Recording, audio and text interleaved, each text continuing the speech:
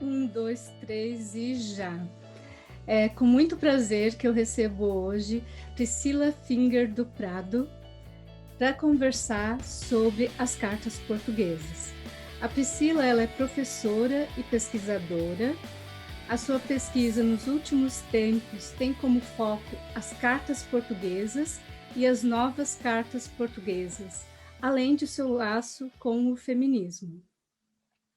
Hoje o recorte é sobre as cartas portuguesas, que por muito tempo a autoria era desconhecida. Antes de passar a palavra para a Priscila, eu quero registrar que eu estou muito contente e é um enorme prazer recebê-la aqui no canal, Priscila. Se Então, você puder comentar um pouquinho como que se deu o primeiro contato com esse material e como que se tornou uma pesquisa tão grande.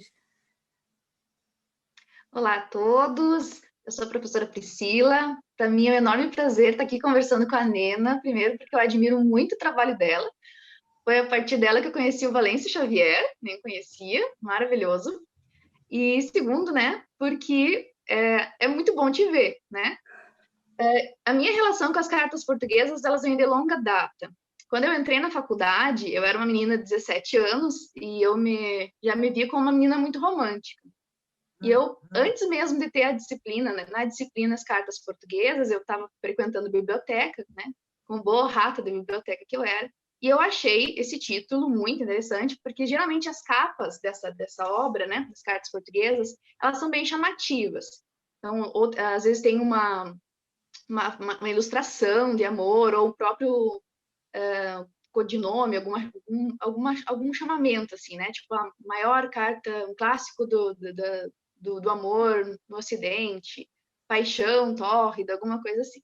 E foi por aí que eu conheci, que eu li, né? E eu me interessei e já quis trabalhar. Eu tinha uma professora na Universidade Federal Santa Maria, a professora Silvia Parense, que eu admirava muitíssimo, e ela foi quem me conduziu nessa pesquisa. Então, a minha dissertação de mestrado foi em cima da Mariana, mas antes disso eu já estava pesquisando. É interessante destacar que nas cartas portuguesas tem uma querela em relação à autoria, né? Mas eu sempre fui uma marianista. E existem vários motivos para isso, né? Primeiro, porque a gente começa a estudar literatura portuguesa e se apaixona e tal.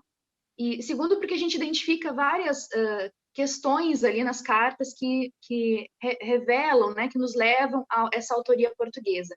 Em 2019, eu tive a oportunidade de ir até a Beja, a cidade da Mariana Alcoforado,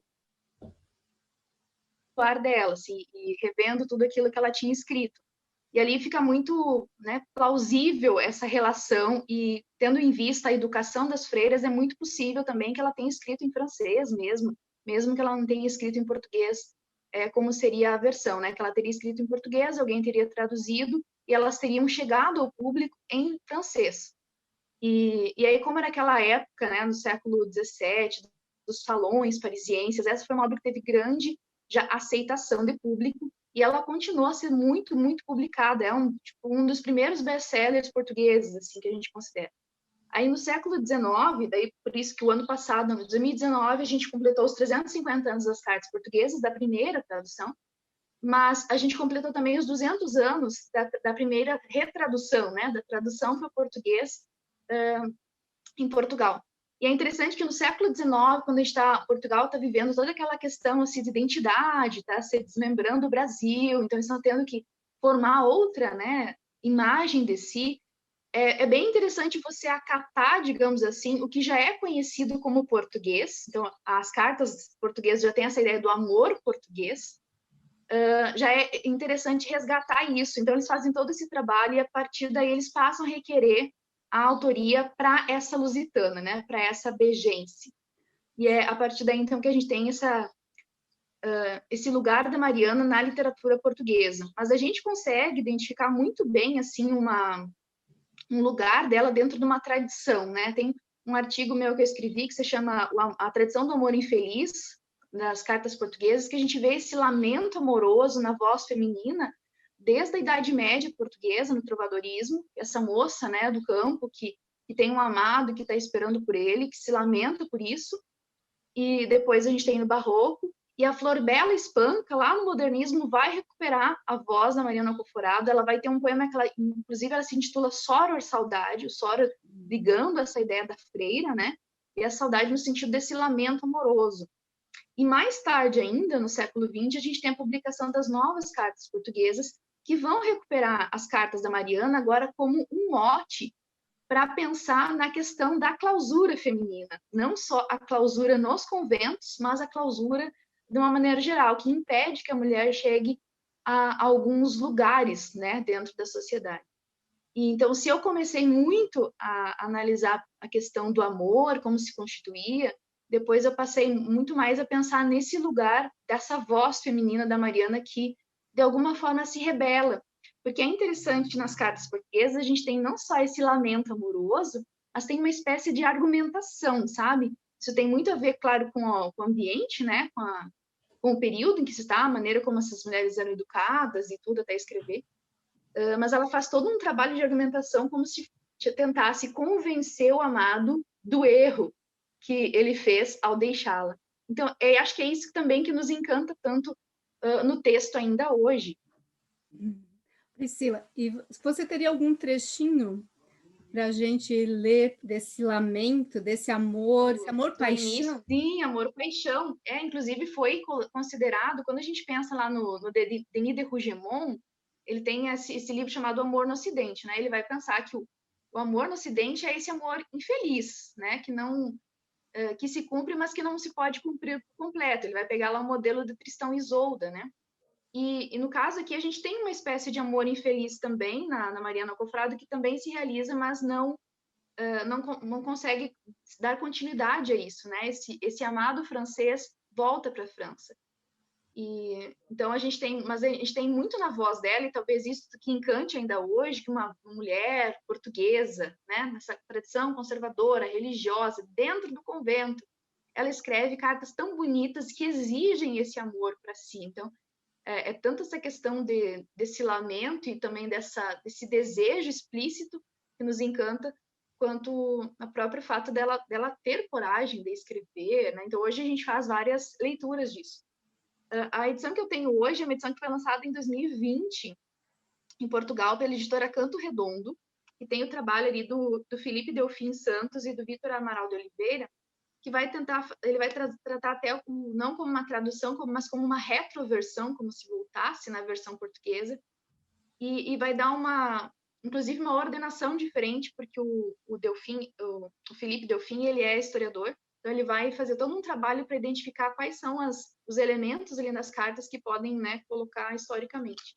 Eu gosto muito do início da quarta carta, que vai trazer tanto essa questão do amor, paixão, quanto essa questão que eu falei da argumentação. Considera, meu amor, a que ponto chegou a tua falta de prudência. Ah, infeliz, foste traído e a mim me traíste com esperanças enganosas. Uma paixão em que puseras tantos propósitos de prazeres, não te causa agora mais do que mortal enfado, apenas comparável à crueldade da ausência que é causa dele. Pois que, esta ausência, a qual minha dor, por mais engenhosa que seja, não pode dar nome a assaz funesto. Há de privar-me para sempre de contemplar esses olhos onde eu via tanto amor e que me faziam conhecer arrebatamentos que me enchiam de alegria e que eram para mim tudo quanto existia. Então ela vai trazer aqui, né, tanto essa questão dessa paixão que se realizou e que não continuou, desses prazeres que eles tiveram com esse amor, mas também essa advertência para o amado, né? Olha só, meu amor, que ponto chegou a tua imprudência, a gente tinha tudo, e você foi capaz de abandonar isso, eu acho muito bonito. Sim. Priscila, quantas cartas que ela escreveu? Então, são 5 cartas publicadas como da Mariana Alcoforado, mas em virtude dela, né, que a gente atribui a ela, em virtude do grande sucesso editorial, a gente teve muitas cartas assim que se faziam passar, tá? A continuação das cartas portuguesas, outras cartas portuguesas, e a gente vai ter inúmeros referências, se não me engano, o Rio, que vai falar dela, tem uma poeta inglesa que vai fazer os sonetos portugueses, que ela vai trazer essa ideia do amor português, esse amor, né, intenso, arrebatador. Então, a gente vai ter vários momentos assim que ela vai né, pulular aí pela literatura universal, e por isso que ainda hoje, né, ela é considerada um grande best-seller da literatura portuguesa. Ela se tornou uma referência, acabou se tornando uma referência, né? E Exatamente. quando a gente pensa, né, no amor, nesse amor infeliz, a gente pensa em Tristão e Isolda, né? E eu acho que seria interessante também, eu acho, quando a gente trabalhar com esse tipo de literatura, trazer, né? Trazer a, a Mariana, né? Eu acho que eu comecei a ter um pouco mais de contato quando você comentou que estava fazendo doutorado sobre as novas cartas portuguesas, né? E daí depois disso, mas eu também não tinha noção, né, do que estava sendo o seu doutorado na época. Eu só lembro da Priscila correndo, né, dando aula, e se ela não estava viajando para dar aula, ela estava viajando para ir para o doutorado, para fazer as disciplinas do doutorado, né? Uma guerreira, uma guerreira. Mas que bom ver esse resultado, né, da pesquisa. Eu acho que hoje mais do que nunca a gente precisa dar ênfase, né, na pesquisa feita por mulheres também, né, porque se a gente vê, desde sempre as mulheres trabalharam e nunca ganharam visibilidade, né? Então, ou tiveram que se enclausurar para poder escrever, né? Ou simplesmente foram apagadas, né? E a gente está nesse nosso momento de redescobrir, né? De trazer à tona todo um trabalho que existe, né? Eu acho que isso é muito importante.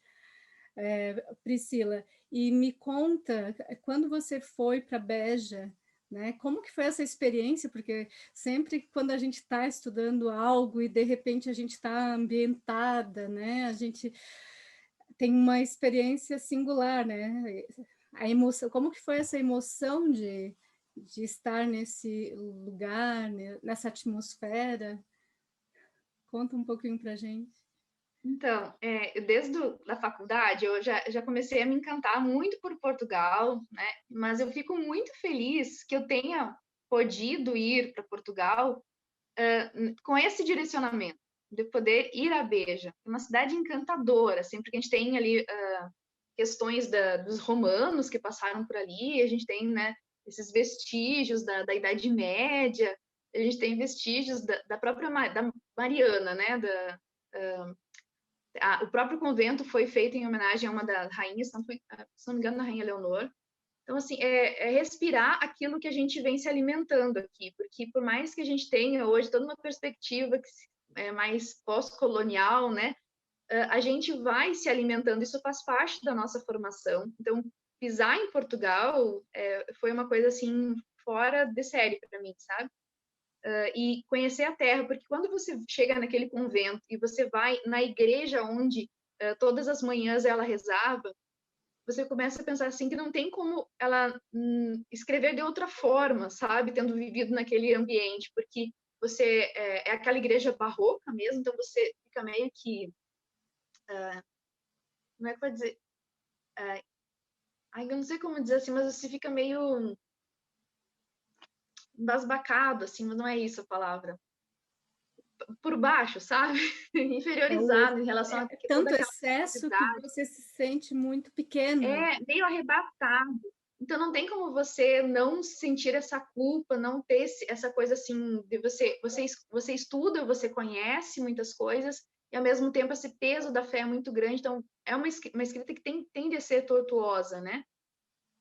E assim, a janela de onde ela enxergava a Mértola, né, que aparece nas cartas, então você fica imaginando essa moça, né, que não foi para o convento porque queria, mas por costumes, né, dos seus pais, olhando para esse rapaz, e você fica imaginando como é que ele se encontrava. Acho que é tudo isso que está muito em relação a essa fetichização em torno do romance deles, né? Mas aí você começa a perceber também essa questão da clausura mesmo, né? Que talvez, e essa é uma das coisas que talvez eu gostaria de desenvolver daqui para diante, talvez essa tradição do amor infeliz no Ocidente não seria tão infeliz se a mulher pudesse desde sempre ter escolha, né?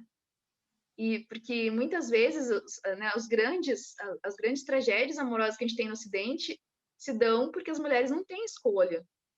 E essa é uma das coisas que eu tenho surgido para mim agora, né? Por conta do doutorado. E pensar nessa questão do não somente desse amor infeliz, mas da clausura, né? Pensar a clausura hoje, né? As pessoas não se dão conta, eu acho, porque, na verdade, a gente está num momento que o ideal seria todo mundo estar enclausurado, né? Ironicamente. Ironicamente, né? Mas o que a gente vê? Essa clausura, eu acho que para a mulher, ela tem um significado diferente, né? Porque, assim, em muitos momentos a gente necessita desse espaço solitário também, né? Eu acho que é uma necessidade até para poder desenvolver um trabalho, para poder ter uma concentração. E eu acho que a gente, quando fala em clausura, é algo que tem um lado muito negativo, né? Parece que ela está ali, está obrigada a ficar fechada. Mas se a gente pensar, hoje a gente, na verdade, não tem. Geralmente a gente não tem um espaço, né, para ficar somente refletindo, ou um momento para se isolar mesmo, né? Não quero pensar, não quero fazer nada, ou quero, né? É o momento que vai surgir uma ideia, ou o momento que você vai poder exercer a sua criatividade, né? Então, assim, a mulher está tão acostumada, né, a estar, no caso, com a família, em volta da família, né, que ela não se dá conta também disso. O que você acha, Priscila? O que você poderia comentar? Eu acho que essa clausura, ela é interessante quando ela é uma escolha, né? Porque existem vários tipos de clausura, isso que a gente vai ver muito nas novas cartas portuguesas das Três Marias, né? Que é uma obra já contemporânea. Existem vários tipos de clausura. Existe essa clausura da não escolha, de você, porque você é educado a alguma coisa, você é educado para casar e ter filhos, então não necessariamente você tem vontade de ser mãe ou ser casada, mas você é levada a isso, então isso é um tipo de clausura. Existem as outras clausuras em que te colocam na sociedade quando você foge a algum padrão, você é louca, ou você vai ser internada, né, para ser uma freira, no caso da Mariana, ou você é presa mesmo. Se a gente for pensar, muitas das presas brasileiras ainda, né, elas são presas por conta dos companheiros. Então, existem várias formas de clausura. É claro que hoje a gente conhece, né, essa clausura da pandemia que é necessária.